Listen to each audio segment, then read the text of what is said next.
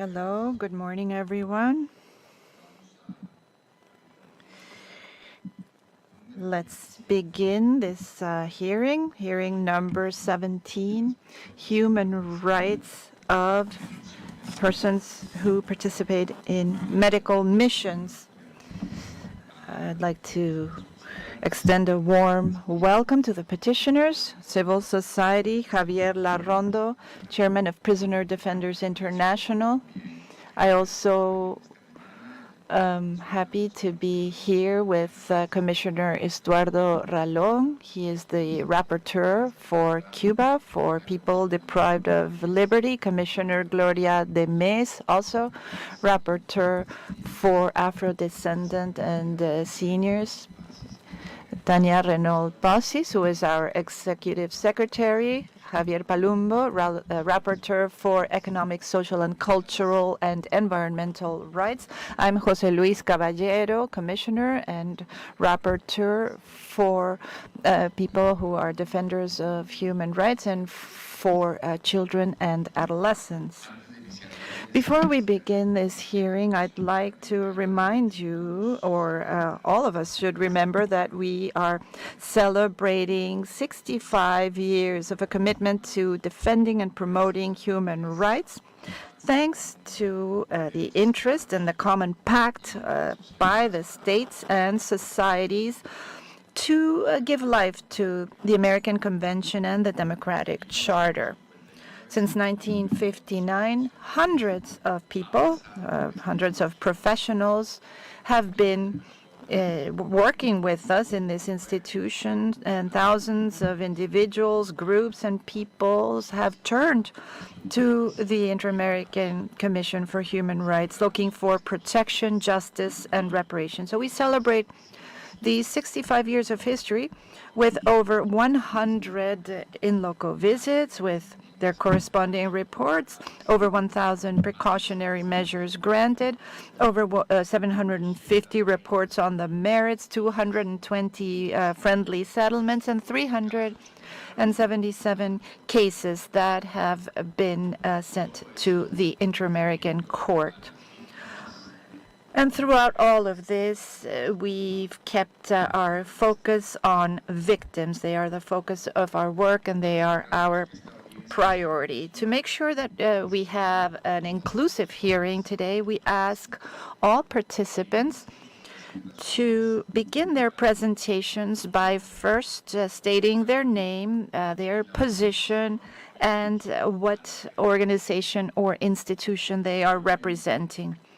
And then afterwards, each time our participants take the floor, we will ask them to state their names again at the beginning so that anyone who is visually impaired can easily identify who is speaking. Similarly, we want to remind you that these hearings are being broadcast through Zoom, and Zoom allows you to activate captions or subtitles. You can do it from your device, and you can also choose the size of the display. And this is also available for those who follow us through our institutional channels of the Inter-American Commission. Before I give the floor to the representatives of civil society, I'd like to talk about time. Javier Redonda and those who are with him have 40 minutes for an initial intervention, then 30 minutes for the commission. Then we'll give the floor back to civil society for 17 minutes, and then after that we have our closing. Welcome. Go ahead, please. Welcome, everyone. Good morning. I'm Javier Larrondo from Prisoners Defenders. We have a very important topic to discuss today. I thank the Executive Secretary and the rapporteurs, as well as the chairman, for being here today and for listening to us. What we're going to hear, I hope, will be moving for all of you and will help us protect the human rights of a huge population of people who are being victims of crimes against humanity. I have a video. Let's go ahead and show the video if you would.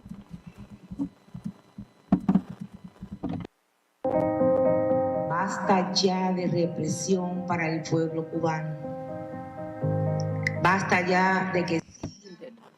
Enough. Stop discriminating against the Cuban people and violating their rights.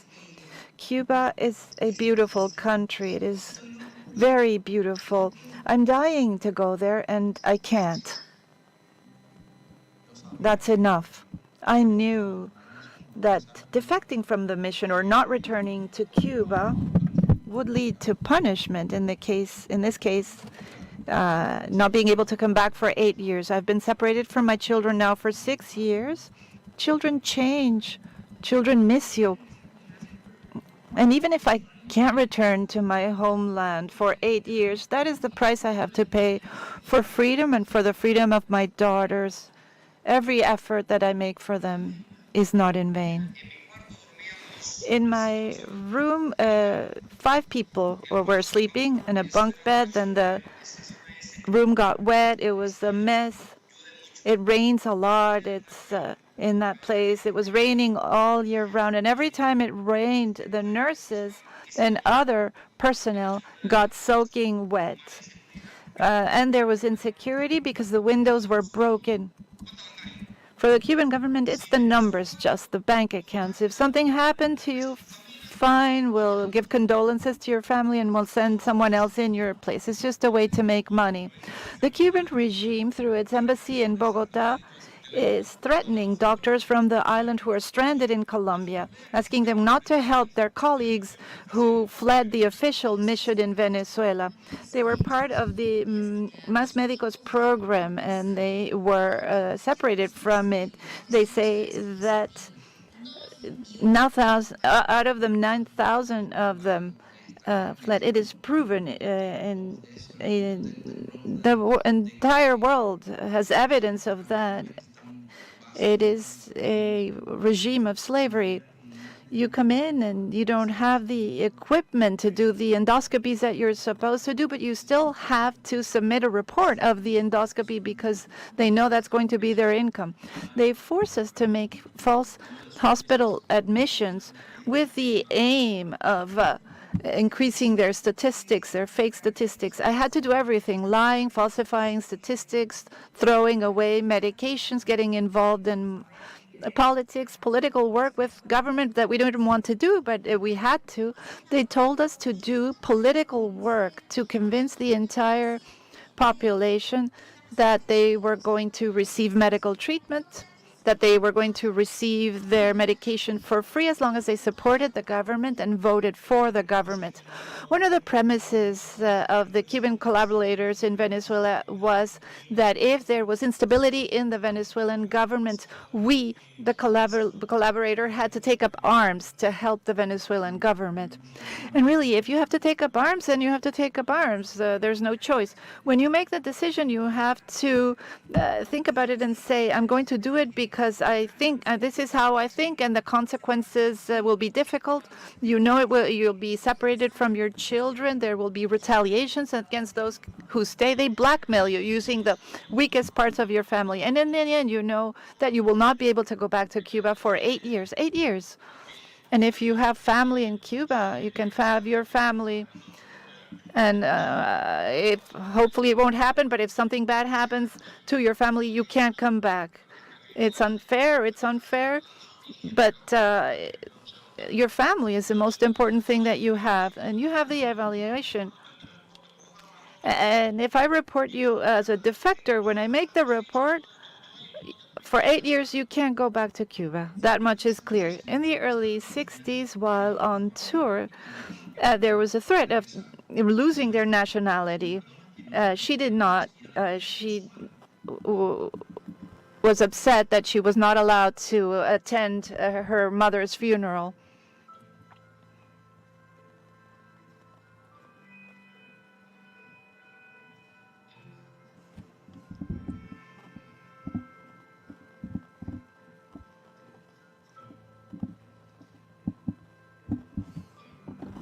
nos deje regresar. They won't let us go back and see our children. It's the most unfair thing I've seen. I suffered slavery in Venezuela. I was punished for 8 years, not being allowed to enter my country. I was a victim of modern slavery. I also was a victim of exploitation and slavery. I accused the Cuban government. I haven't been able to see my family for 8 years. I need to see my family, but I have no hope.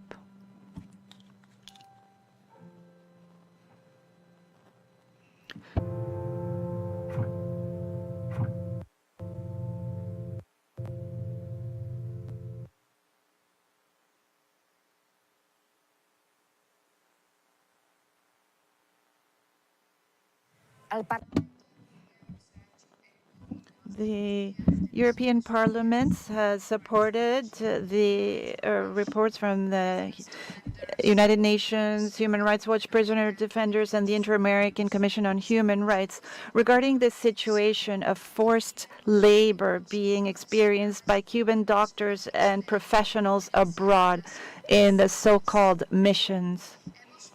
We have assessed this situation of slavery and the heartbreaking testimonies by people who have visited us in Brussels, confiscation of salaries, sexual harassment, retention of their passports, forced family separation, persecution. The laws of Cuba make this horrible situation possible. They protect it. But from the Parliament, we support and will continue to support the victims of this human trafficking. We will not stop defending these professionals.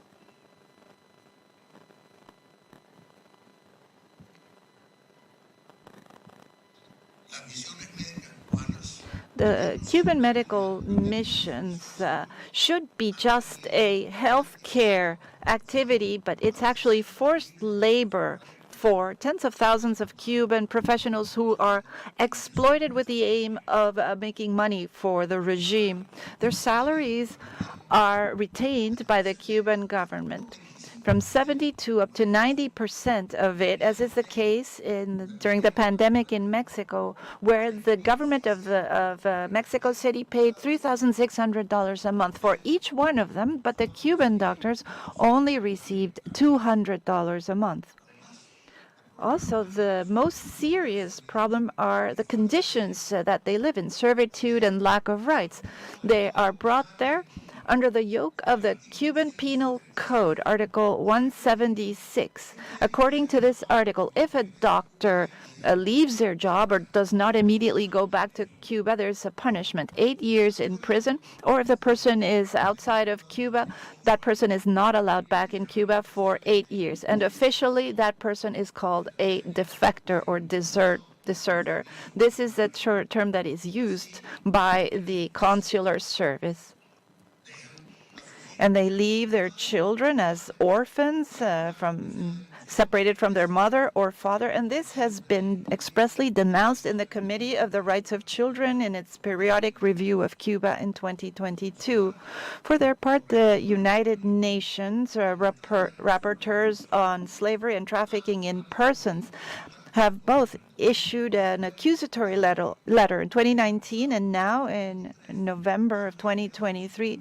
They have reiterated their concern in another official communication, an even more serious one, accusing the missions of generalized harassment and sexual harassment of women. In these communications, they complain that professionals have had their passports and their academic degrees confiscated. They are not allowed to talk to others, and they are even victims of a curfew. They are not allowed to freely move around the country, and they are not allowed to bring their families or to have any relations with their parties without the permission of Cuban authorities. This is an absolute control over their freedom with the goal of obtaining all the economic profit for the regime. And this means that these missions are a state slave capitalism scheme. And these missions and the servitude that they represent are the most important source of income for the country. And this has also been reported to the United Nations.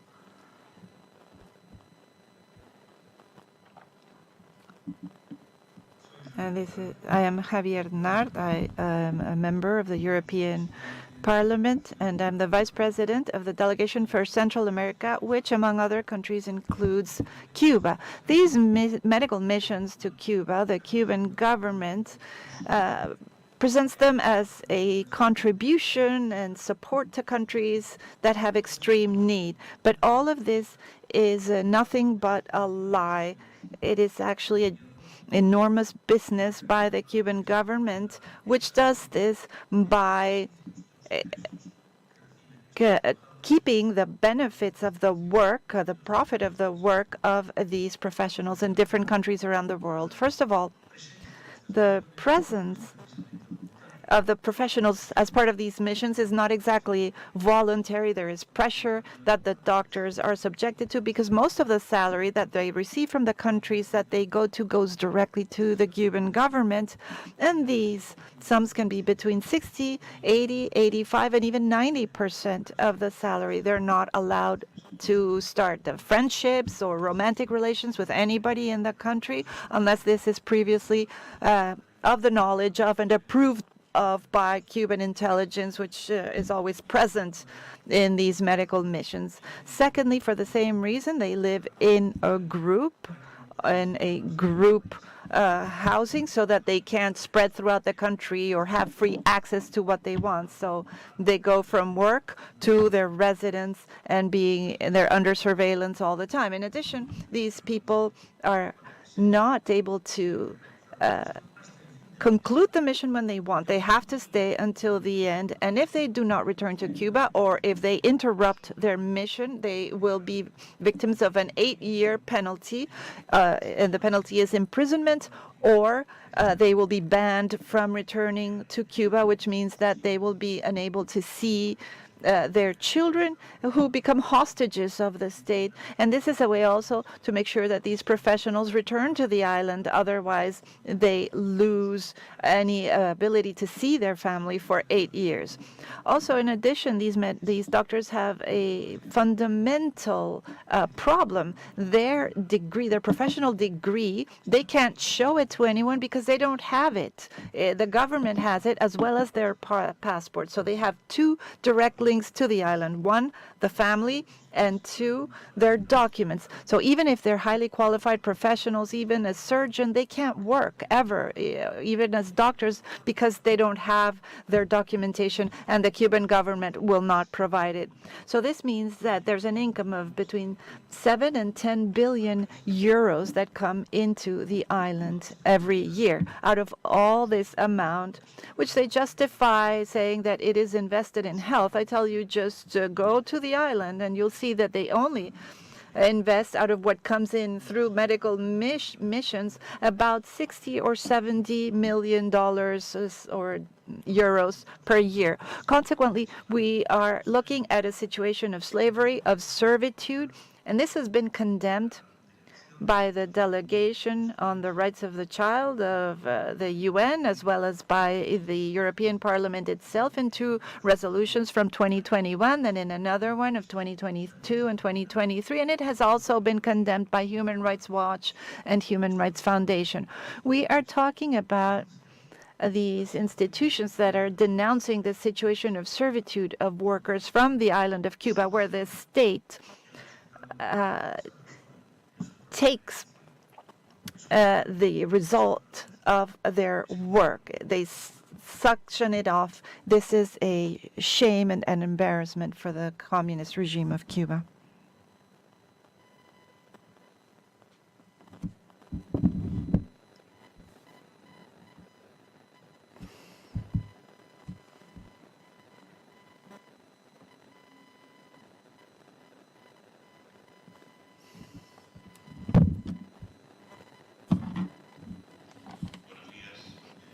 Good morning. We've heard the statements of many of the victims in the beginning of the video. We've heard detailed explanations by high-level representatives of the European Parliament on why they have condemned these missions. And it's not just medical missions, it's other kinds of Cuban workers as well. They've denounced it as forced labor as servitude. I'm waiting for the presentation, my PowerPoint presentation, to show up on the screen so I can begin to refer to that presentation.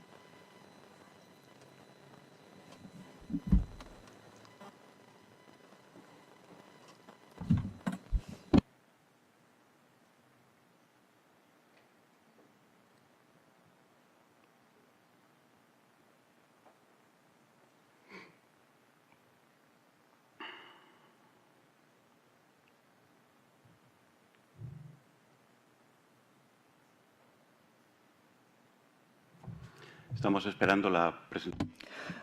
Sorry, we are just waiting for my PowerPoint presentation. Thank you very much.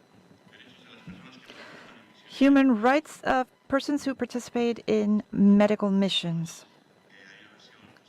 There's there's a more recent version of it. If you would please take that one, I'll wait for a few moments.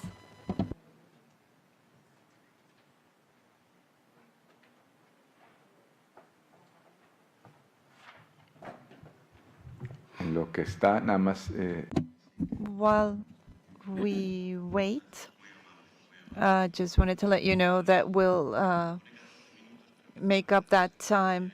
Yeah, I'm sorry. Let's take into account this time because it's important. Thank you very much. It's very kind of you, Mr. Chairman. So first of all, well, now I can't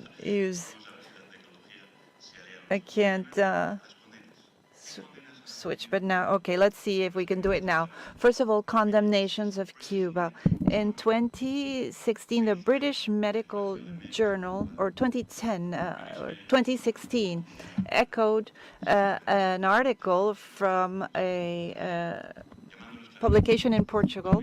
They said it was slavery. 2018, Cuba's periodic review, in one paragraph, there was a denouncing of these missions. Then in 2019, there was one with 110 testimonies. That was the UN. In 2020, then the Human Rights Foundation issued a wonderful report, and then Human Rights Watch, a few days later, published a thematic report where there's no room for any doubt anymore. In 2021, the Inter-American Human Rights Commission in Chapter 4 on Cuba also echoed this. And then in 2024, the European Parliament issued a resolution on this. And also in 2021, at the end of August. And then in 2022, the Committee on the Rights of the Child was quite clear and condemned this forced separation of families that Cuba subjects its people to. Then the European Parliament in 2023, another resolution condemning Cuba. And then again in 2023, the UN condemning Cuba for slavery. In 2024, the European Parliament has just again denounced these medical missions, and there was a vote, and the resolution won. It's slavery. Those are the words of the European Parliament. This is important because it's based on true facts. The letter from 2019 said that these conditions can be seen as forced labor according to the indicators of what constitutes forced labor established by the ILO, and this is a modern form of slavery. The Committee on the Rights of the Child said put an end to the separation of children and their parents because of their decision to terminate a work contract and modify Article 135, it's now 176 of the Penal Code, to eliminate all obstacles that make it impossible for families to be reunited. 5,000 children are separated from their parents each year.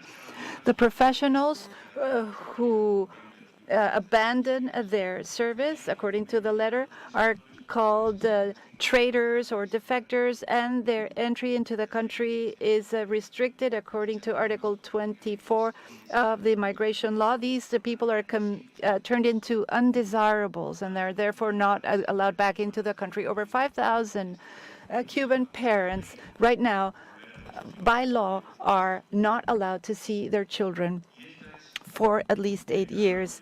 And this is the legal structure for it. Article 176 of the Penal Code says the public employee that is in charge of fulfilling a mission in another country and who defects for it or after doing it does not return to Cuba will incur this penalty of 8 years. Then disciplinary regulations for Cuban civilian workers. This is in Law Resolution 368 of 2020, and all workers are subject to it. So among their duties, they have to return to Cuba at the end of their service abroad. It is compulsory. If they don't do it, then they will be subject to the penal code. Another important duty, report to your boss about any kind of intimate relationships or sexual relationships. And then punishable infractions of that law, participating in public events of a social nature, having friendship or ties with people contrary to the revolution. We'd have to define what the revolution is. Driving vehicles without having the authorization to do so by the head of the mission. These are just some of them, but if we read that law, it's really unbelievable. But it's not just that law, it's Decree 306. And the title says it all, on the treatment of cadres, professionals, and athletes who require authorization to travel abroad. And it encompasses all qualified professionals, all officials. 5 years you have to wait, you have to ask for an authorization, you are mistreated for 5 years, and then you can go out. But until then, you can't. The only way to leave the country, for example, are the missions, just to see if you can flee. In the meantime, those who are not allowed to leave the country are called regulados, regulated. But then in the missions, in the law, it says that they need a passport, what they call a common or ordinary passport to travel abroad. And an emigrado is a person who has stayed abroad for over 24 months without authorization. And Article 23 says that no ordinary passport will be issued to skilled workers, which means that they cannot leave the country. And then Article 24.1 says that entry is prohibited to Cubans who have been expelled or who are indeseables, undesirable, and this includes the defectors. So this 8-year ban law says the following. First, they say that these people have abandoned their service. It should be 8 years of prison, but they can't because the person has fled. So then officially they are classified as a deserter or defector. Then number 3, MININT declares you as an emigrado, which means you lose all your property, all your rights as a Cuban. And then you are declared as an undesirable, which means that there's an entry ban for you. And this causes that forced family separation. There are over 5,000 children every year who are not allowed to see their parents. And then abandonment of services. How does this happen? Well, the company, Seligmar, reports the data. Here, this is someone who was hired to go abroad and did not fulfill that, and then that person was declared a defector. What was the person's official mission? A bar, doing an apprenticeship in a bar, and they were taking so much of this person's, 80% of this person's salary, working in a bar on a ship. And this, we also see it according to a resolution by the Ministry of the Interior, which says that this person has been declared as a defector because this person was reported by the company Seligmar. And then there are other consular documents that say the Cuban citizen did not go back to Cuba so he finished his work but did not return to Cuba. So it says he didn't comply with the contract, so he is declared a deserter.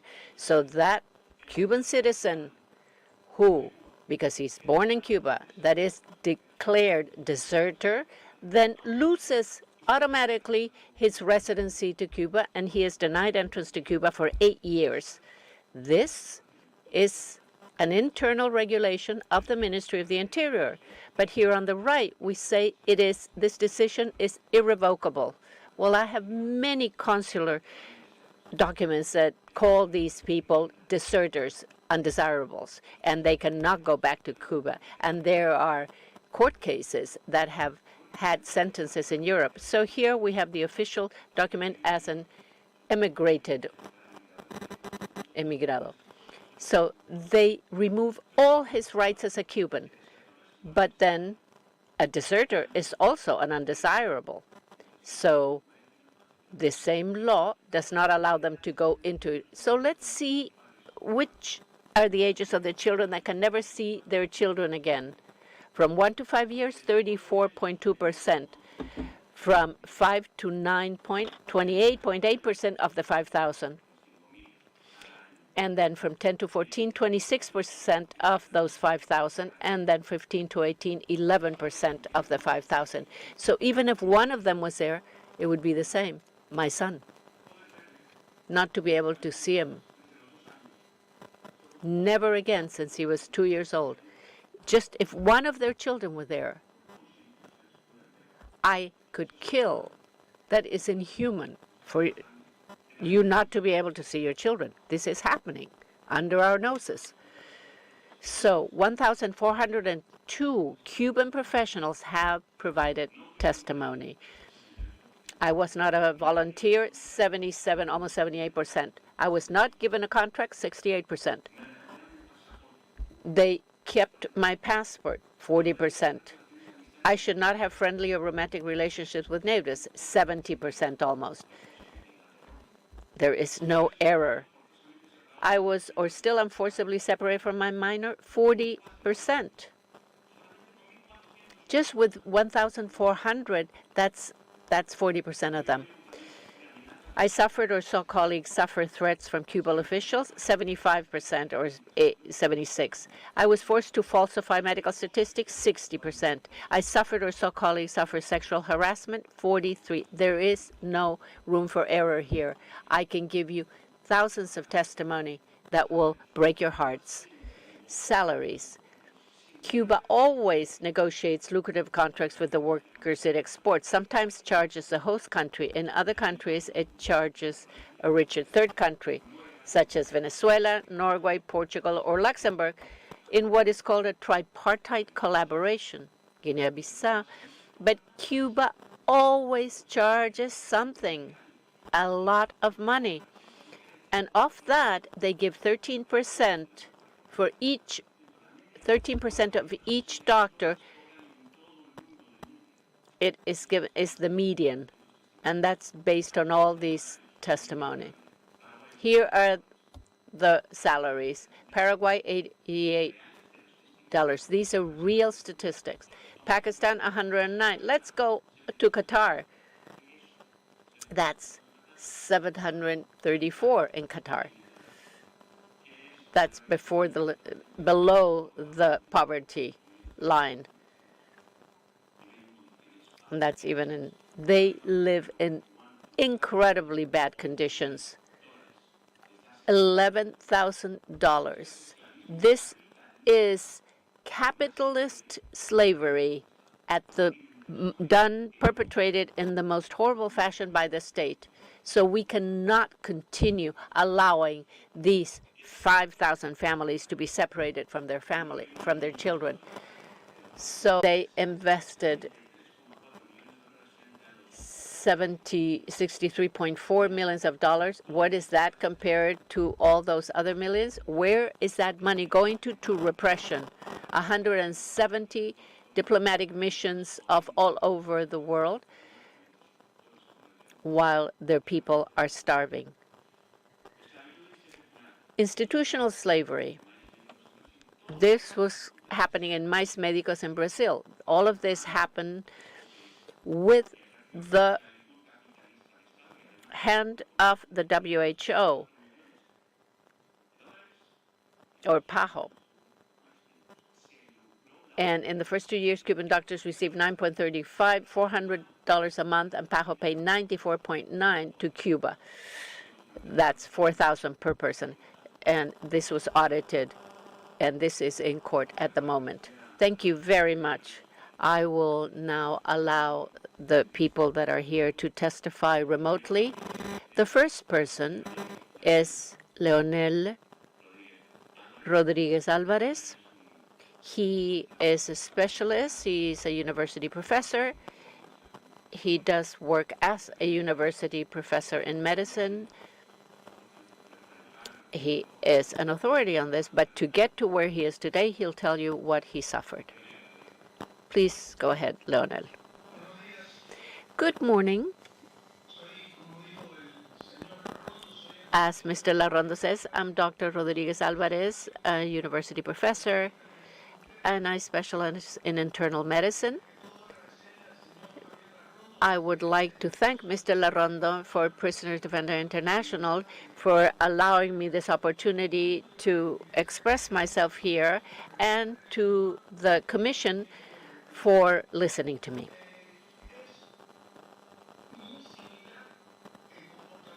The behavior of the Cuban government is very similar in almost all the different missions. But apart from this, it is also true that there are some specificities or differences. I was in the mission in Guatemala in 2010 to 2012, and in Ecuador from 2015 to 2018. So it is true what has been said regarding passports. They take your passport when you arrive to the country, and they declare you undocumented. And you also do not have your diplomas, so that in any case, if you left by some way, then you could not back the fact that you are this type of procession if you didn't want to continue the mission. Regarding the contracts, the contract in Guatemala, and now we know it's much, much more, but at that time was 11,000 quetzales. We were forced to go to the bank with a check for 3,000, and of those 3,000, we had to go to the brigade chief, wherever we were, and give them half of that 3,000, with the argument that that would be used for feeding people and other things. It is important to note that they would force you to eat whatever they decided for the whole week. So you already knew what you had to eat on Monday, Tuesday, Wednesday, all week. You had no right to decide what you would eat. And apart from that, that money for your food was given to the person that was the head of that house or owned that house. So this lent itself to a lot of corruption. So in another sense, you were not paid vacations. So everybody that works should have remunerated paid vacations. But when you go on vacation to Cuba, you went without money, because that money, you were told, was going to be used to serve another collaborator if he ever arrived at the country. These absurdities. So there was an exaggerated control on the part of the heads of the mission.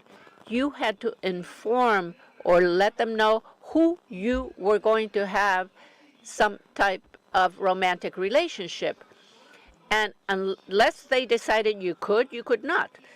And there was not much problem. If the person did not agree with the principles of the government, then you had no right to establish a relationship with that person. So it is important to know that we were constantly being supervised and vigilant, and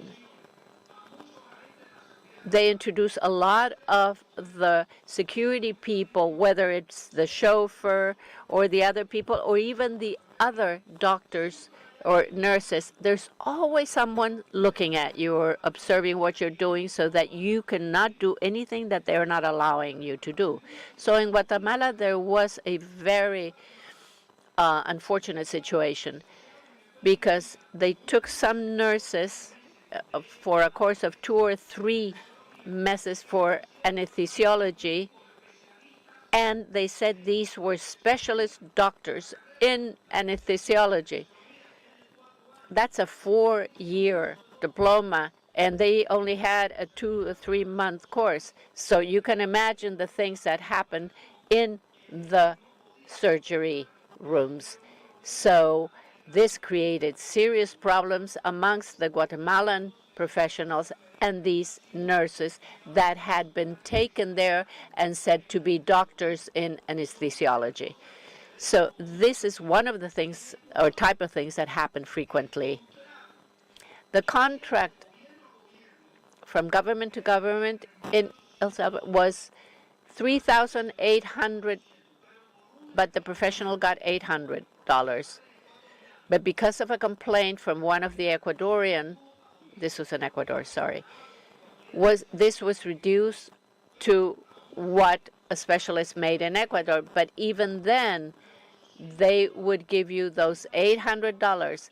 If one of your family members died, your mother, your children, somebody, you had to pay your own ticket, airplane ticket, and they would look for the most expensive airline tickets. So at the end of those $800 that you received, then they would discount little by little the money for these tickets.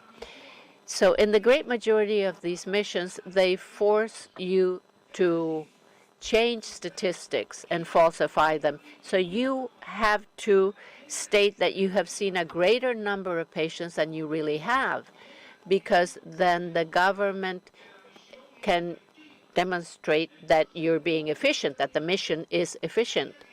So at a certain point, if you had to go to support some political event that benefit the country, they didn't care. If you had these many patients you had to see, they didn't care, and you weren't able to take care of those patients. They're not interested in that. They have to put the whole brigade on a bus. That's what they are interested in. Take them to the capital city and do the proselytism that is being decided will be done at that date in that place. When your contract concludes, such as happened in my case, because I finished without a problem, but I decided not to go back to Cuba because I knew what was going to happen, because I had criticized the heads of that mission. So they decided, and they said, okay, you have to decide between 2 things. You either go to jail or you do never come back for 8 years. So this is where the problem lies. From 2018, I cannot see my parents. My parents are elderly. My mother has a disability because of some rheumatoid disease. And there are other members of my family that have mental disabilities. I haven't seen them because I cannot go back to Cuba. There are many studies that have demonstrated that mentally disabled children get worse when there is an abrupt rupture or separation amongst or from their loved ones. That is the case of my daughter. So the most hurtful, the most painful thing is that apart from not allowing me to go back to the country where I was born, they create all sorts of difficulties for you not to become a citizen of the country where you stayed in. Because at the Ministry of Foreign Relations at that time was that they would not legalize any document of those doctors from Cuba that came and would stay in the country. I had brought my diplomas hidden and they were legalized. And I had also hid a passport. But even so, having all of these documents and requirements, they tried by any means possible, and I was only able to do this after much money paid that was loaned to me by friends from Ecuador. Then and only then was I able to win the lawsuit and obtain a protection decree. Otherwise, I would have even been deported. Finally, I am very surprised, and I think it's inconceivable, the complicity of these governments of the countries where the missions go, because all these governments know what is happening and they accept it. They know what's happening, they accept it, and they accept that type of slavery, that modern slavery, and those reiterated violations of human rights that are being produced constantly. So I would like to paraphrase Jose Marti, which is the apostle for my country. Marti used to say, I do not have to ask permission to leave my country, and much less to go back into it. Thank you. Thank you, Dr. Leonel Rodriguez. We still have some additional time for a new round of interventions, and I will now hand the floor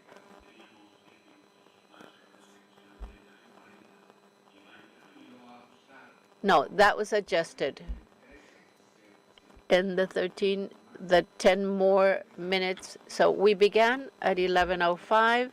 We finished at 11:45, plus the 2 additional minutes that were adjusted. Yes.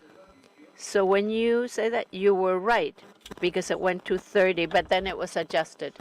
Because we have, yes, but we only have 17 minutes. Thank you very much. I will hand the floor to the country rapporteur. Please, Estuardo. Yes, thank you, Mr. Chair. I would like to say that what has motivated us to accept this petition and program this hearing, and where we can speak about the human rights of the people that participate in these medical missions, it is just so that within the framework of this period of sessions, this can be made known and seen what is really happening under the name of these medical missions. We have heard not just these horrible testimonies, but situations that are absolutely condemnable, repudiable, and that go against all elementary principles of human dignity and respect to the right of the dignity of any person. We have heard how their salaries are being taken, their passports, their titles and diplomas, the persecution that is criminal, and they're denied going back to the country up to for 8 years of people just for, and the only way that they can leave this mechanism and exploitation and this modern slavery, as it was called. I was also surprised by what still seems to be a hidden world behind this narrative of medical missions. This has been denounced in different fora of the European Parliament and other international groups that follow human rights. So it is something that's already being heard of and known. And about this, I think that there is a greater amount of responsibility than who are these, the counterparties. These are who are these that are continuing contracting and allowing these schemes to proceed? Something that after hearing this testimony, then it seems such as human trafficking and exploitation, labor exploitation. So it is here where the Commission, the Inter-American Commission of Human Rights, in this monitoring they have to do regionally under their jurisdiction, the Commission should help to give a voice to people and groups that solicited, that petitioned for this hearing today, because we have to increase and augment that voice so that this is louder each time and better known. And that at a certain point, all practice that harms not just the rights of these people from a labor standpoint, but as has been described in how they go into the countries, how they're supervised, how they have to live in one place in conditions that are infrahuman and threaten their life ambitions in freedom, and that has a great impact on children, the family, and girls or boys that are the children of these doctors or members of the mission. So within what was said, we have seen some statistics, and there's one that's very painful because in the years it was mentioned how many children in Cuba cannot see their mother or father because of this prohibition and this sanction of not going back in for another 8 years. And if we join these percentages provided to us, the children from 1 to 5 years and 5 to 9 years, but if we join these percentages from 1 to 9 years, we're speaking of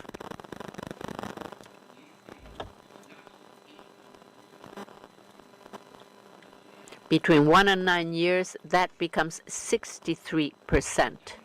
So the harm that this is causing is enormous. And it is there where we have this great challenge to make this more visible in accordance with our instruments and mechanisms. How can this behavior be eradicated, these deplorable behaviors, as we have heard about? I think that should be a joint effort where those organizations such as the Commission help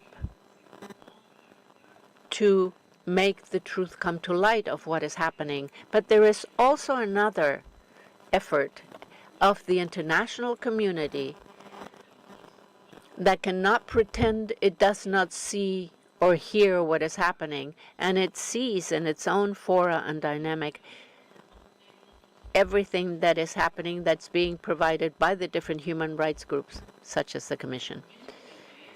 Because when this information and these denouncements reach the international organizations, then there has to be an awareness that this cannot be allowed to continue, and there should be agreement, and that you cannot have these agreements within, so the international law can continue promoting these schemes in a way where there's a lot of money exchanged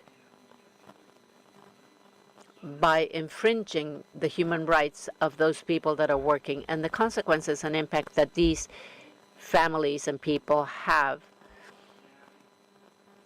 when they are denouncing these serious things that are happening. So on the basis of this, the Commission, the rapporteurship of Cuba that is in my charge, within my charge, and I've been here for 5 years, we have with prisoner defenders and other organizations. We've had a very fluent communication that allows us to say by press releases and have virtual meetings. And I just wanted to reiterate this commitment today that we will continue to support and make the efforts necessary to eradicate these practices. That is all. Thank you. Thank you very much, Commissioner. And Commissioner Gloria de Mes. I've listened carefully to your intervention and that of those on the screen. And solidarity does not go one way. That is what came to my mind. Usually these medical missions are under the cover of solidarity. And solidarity cannot work one way. And I want to be very brief because I know that there are more interventions to be made. There are two questions that I have. One has to do with the mechanisms that are in place in terms of once one has been declared a deserter, what mechanisms would they have in place to access asylum procedures or other forms of complementary protection? That is one. And the other one has to do with the countries that have agreements for international missions. What can we do more to amplify your voice? Those are my two questions. Muchas gracias, comisionada. El relato. Thank you very much, Commissioner. The rapporteur, Javier Palomo. Thank you very much, Mr. Chair, and thank you to those who have requested this hearing and put this once again on the program of the Commission. For the Inter-American Commission on Human Rights, this has not been a subject that is unknown or ignored. Recently, a report on labor rights in Cuba has had chapters in specific mention of these missions and taking on the issue of these medical missions. And I think that this is relevant from the point of view of the Rodesca. And in this sense, it is something that we will continue to work on and develop ways to eradicate or help according to our mandate and coordinating with the Executive Secretariat and as the Commission tells us to. I would like to ask a few questions to the petitioners regarding what they think are the main tools of the Inter-American system that could be mobilized to investigate more deeply this subject, taking into account the jurisdiction of the Commission and the specific details of the cases. So I would like to know your opinion about this without negating the fact that this is something that the Commission already is working on, but I just wanted a bit more detail on that. Thank you very much.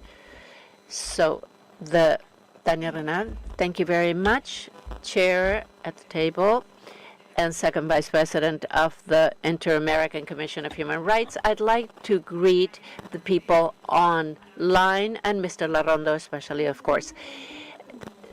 Mr. Larrondo and Dr. Leonel Rodriguez have commented on something that has attracted the attention and complements the question of the Special Rapporteur of Research and also investigation, rather, and what the responsibility of those receiving countries of the missions. You were talking about PAHO. They have knowledge, they have certain criteria, so they know about this program. I'd like to know what sort of exchanges you've had with PAHO and how they have responded. I understand that this is a program that is partly managed by that international organization, so I'd like to delve a little more deeply into this.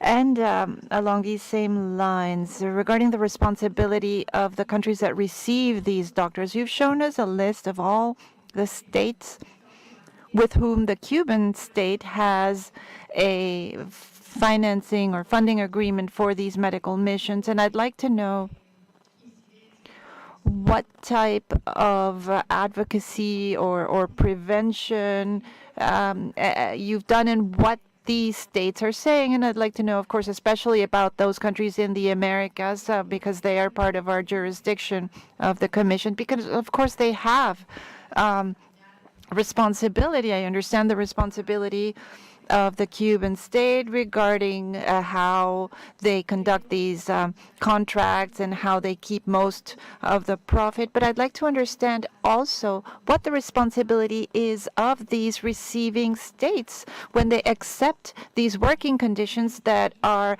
close to slavery for these people. And is there any way, any structure for protection based on the research you've done? What have you found in this regard? Thank you. Thank you.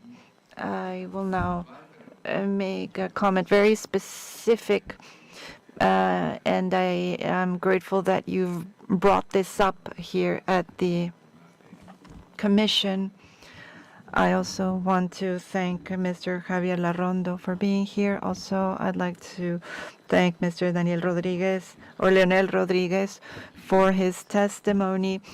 Also, Arislady Lopez, we have not been able to hear from her, but I hope we'll be able to hear from her in these last few minutes. And I have two specific questions. At the beginning of this, I wanted to know how this mechanism operates in its first stages. The doctors, the specialists are somehow pressured into this.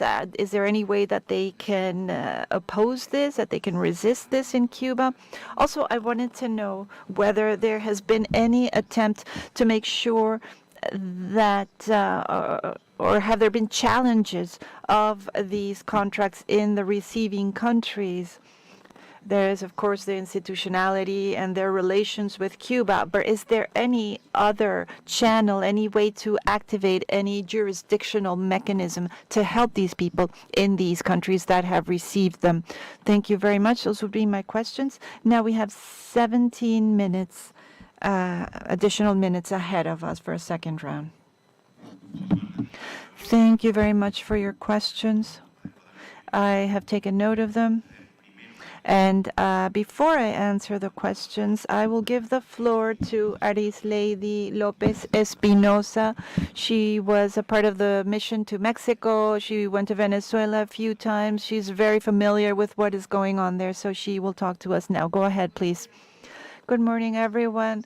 Thank you for inviting me to be here today. I want to thank Javier Larrondo of Prisoners Defenders for giving me this opportunity to talk about everything that we've been through in the missions. And I want to thank all of you as well for listening. I was in two missions. The first one was the one to Mexico during COVID. And I was made to take a course before going out on this mission. This so you see the frauds committed by the Cuban government. It was a 30-hour course for me to go there and deal with the pandemic, and a 5-day course for me to become a nurse. And this was the case for 300 nurses who participated in that mission to Mexico. Regarding the Mexico contract, I want to highlight that it was indeed fraudulent. We were taken to a theater, and there all of us had to write on the contract what we were told to write, and we were told to leave blank the part that refers to the salary because they said, oh, they would fill that out later. So they did not give us a chance to read the contract, to analyze it, nor did they give us a copy of that contract. So they sent us on the mission to Mexico using an airplane from Mexico's Air Force. We landed at a military airport. In my group, we had 9 women and 1 man, and we were sent to a house of prostitution there. We didn't know what it was, but we were told by someone who worked there, and we were forbidden from leaving our room or even looking out the window because we were in a dangerous area, although we didn't know it.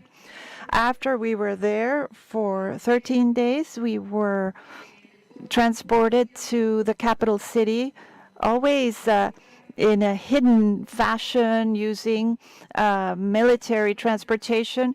I went to the Fiesta Inn hotel. That's where they kept me, but it felt more like a prison because they forbade us from communicating amongst ourselves. We were under strict surveillance by the heads of the mission, and they made us also surveil each other. I worked at the Belisario Dominguez Hospital in Ixtapalapa, and I was forced to work even when I was ill, as many of us were forced to do. Most of them who worked with us, many of us had stomach problems because there's different food culture there. Some of us had COVID. We had to hide our symptoms and continue to work because when we had been there for a couple of months, that's when we found out how much the Mexican government had paid the Cuban government for these professionals that were sent there.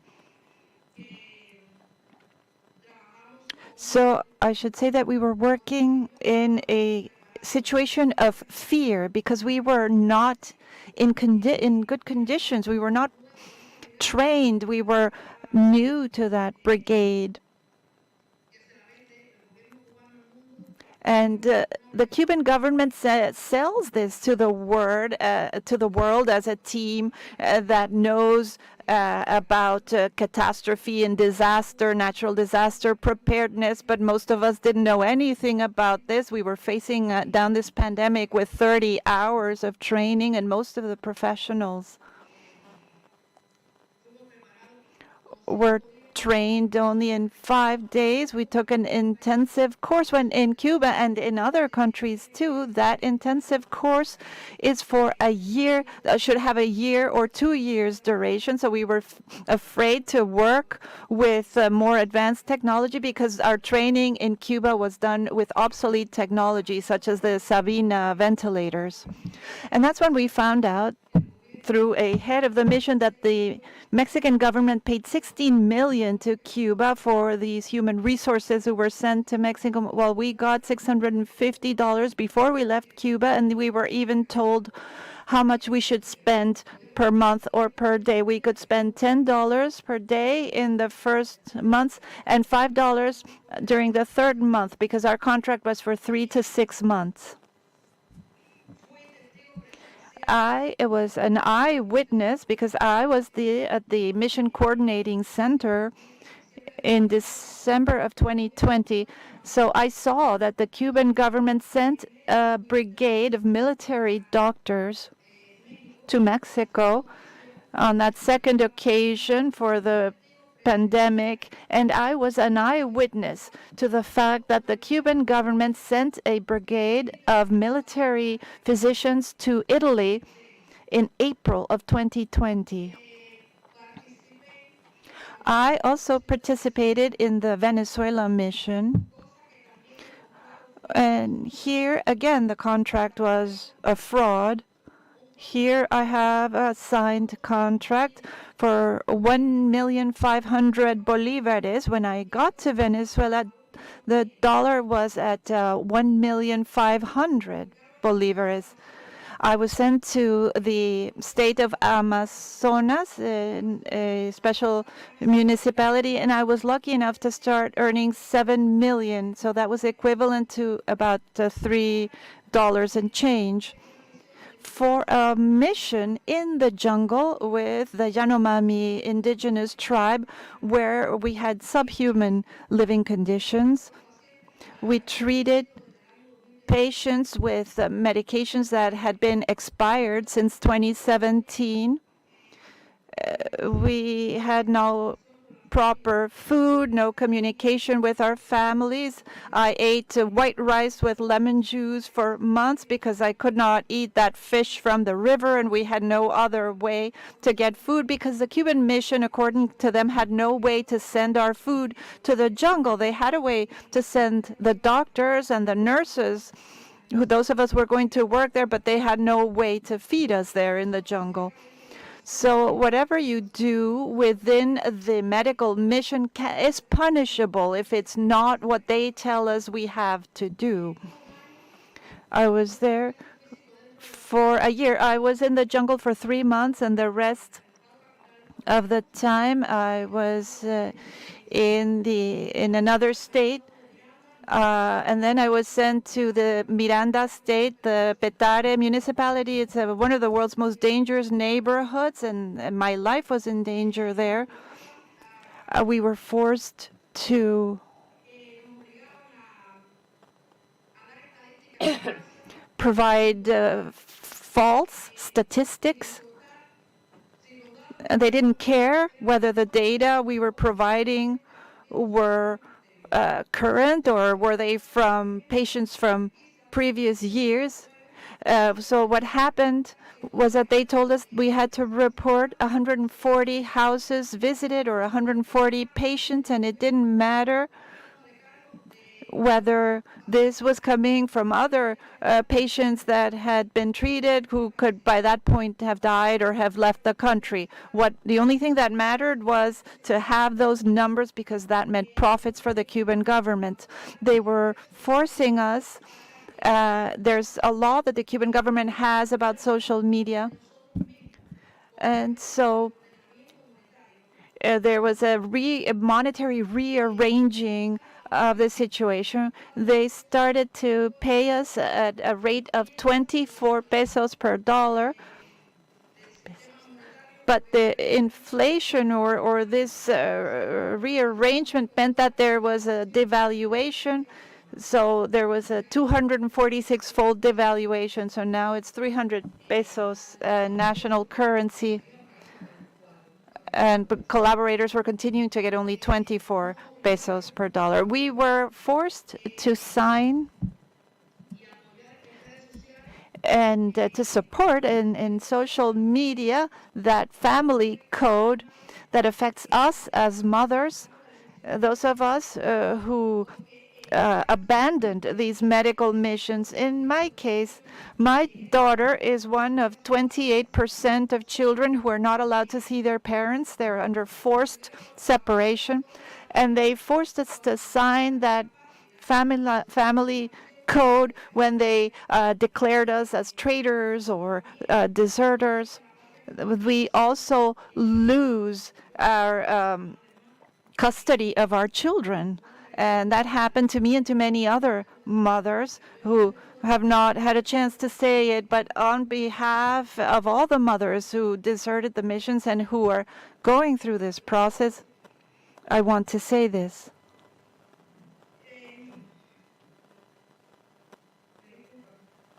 Please forgive me.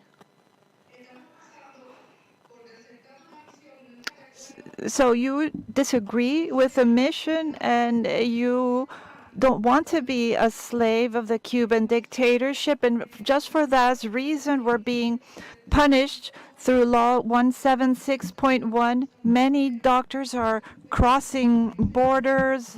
Others are in other countries, not able to leave, waiting for resettlement in the hopes that at some point in my life I can be reunited with my family.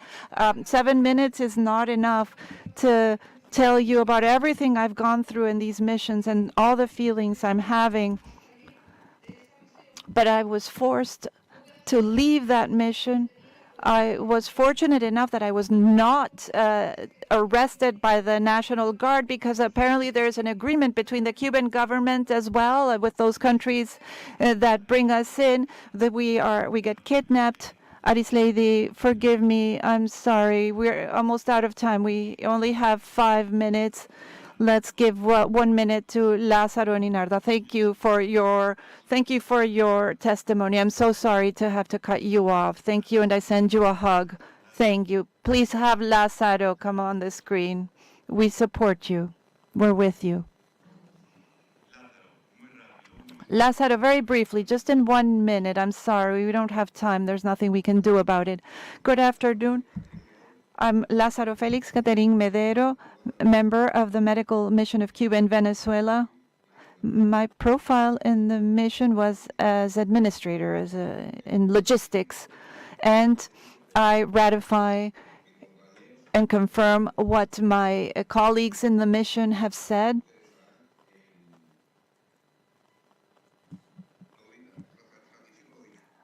Yes, I confirm what has been said so far. And my job as part of the medical mission in Cuba was to deal with logistics. So food and the living arrangements for the members of the mission. And I want to denounce the Cuban government because the living conditions and the food were precarious. As an administrator, I received the food, but it was contaminated. And when I, as an administrator, reported this to the coordinators, they would tell me that as an administrator, I had to find the solutions. Also, regarding housing, I was in charge of placing the collaborators in the housing units. And these housing units were in poor condition. And when I reported that, I was told that as the administrator, I had to find solutions. And this was out of my hands. I couldn't do it. And I was in a different country, and I had to resort to dealing with the locals, with the Venezuelans. Lázaro, please forgive me. Mr. Larrondo, just a moment. We have until 12:30, so we could give our witness a few more minutes so we don't have to rush through these testimonies. Thank you. That's excellent. Thank you. I'll let you know. Mr. Larrondo. As a collaborator, again, I confirm everything that has been said here by the members of the Cuban missions who have provided their testimony. And in my job as administrator, I have to report that conditions were very precarious in terms of food and in terms of housing. I was in charge of placing each collaborator who arrived in a housing situation, 4 or 3 per unit, but together, men and women, in violation of their privacy. So these were mixed sex groups. They had us watching each other. They had people from state security and people from the party, the official party of Cuba, were there as well to tell on us for whatever we did, whatever they thought we weren't doing properly. And sometimes just out of need, we had to do certain things. In my case, they told me I had to find solutions for housing and for food. And so they were basically telling me that I had to take resources from other budgets, but I had to improve the food that my collaborators were getting. So I had to go out to the black market, and then I saw that I had the security people and the party people behind me. So they had evidence and they could blackmail me. And if I didn't do what they told me I had to do, then I could be deported to Cuba. But I had no other option. I had to do it because we were talking about our very own needs for housing and for food. Lázaro, can we have our other witness speak? Leonarca, can you have Leonarca speak? Is she around? Thank you, Lázaro.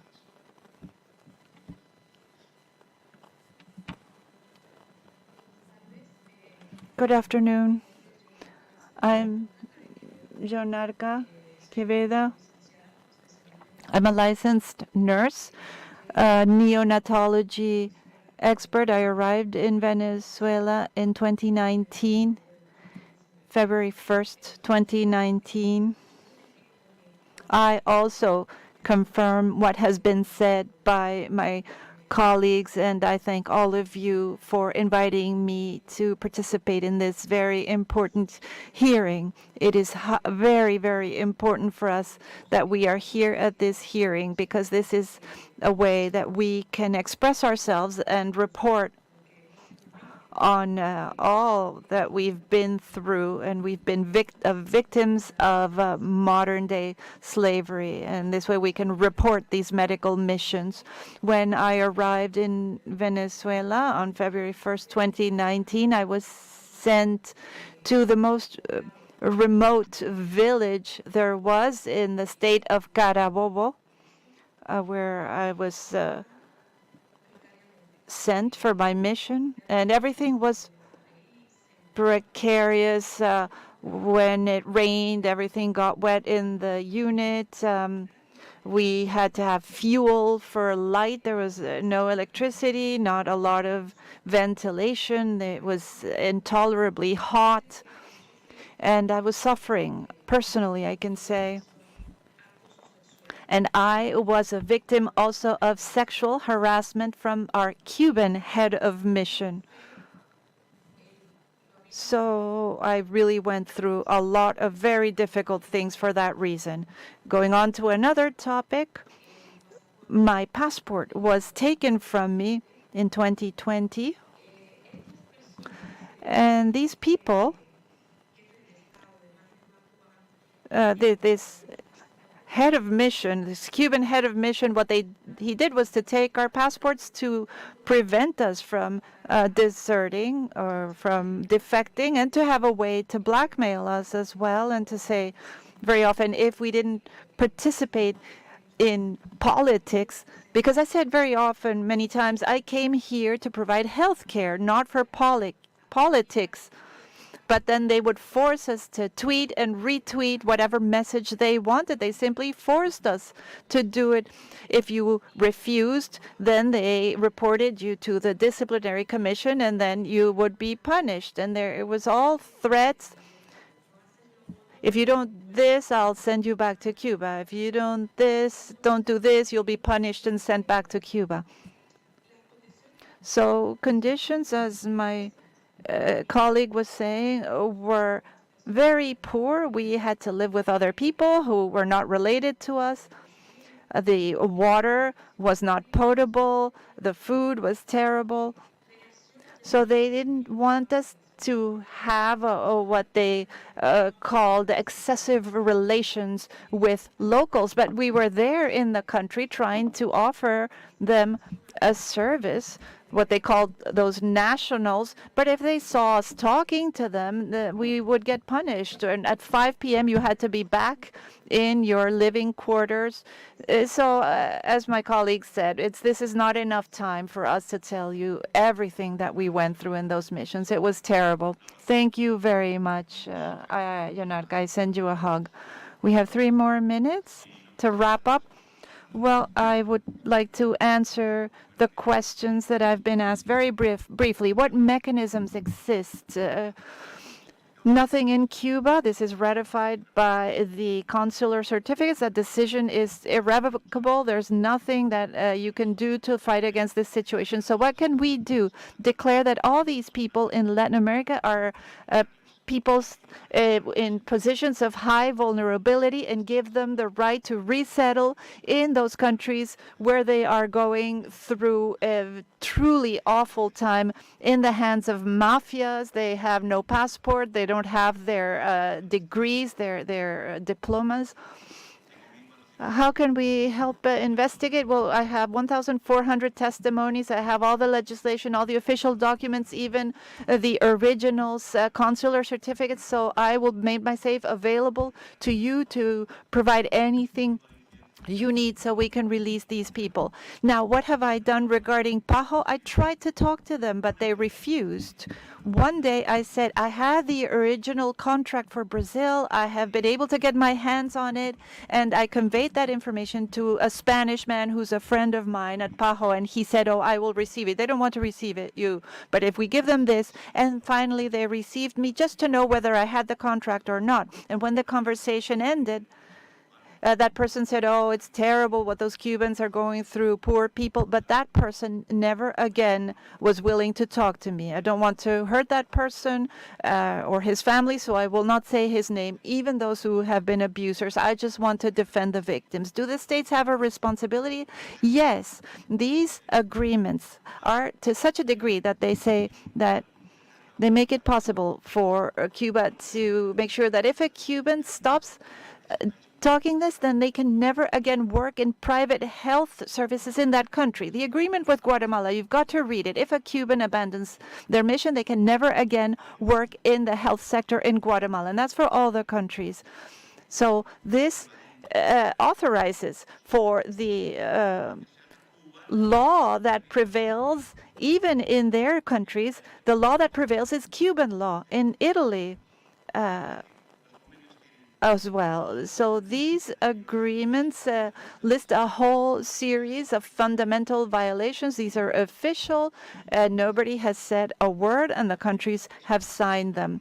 So this is easier than we think. We're fighting against 65 years of lies, but we have all the proof, all the evidence. It is easy if we want to do it.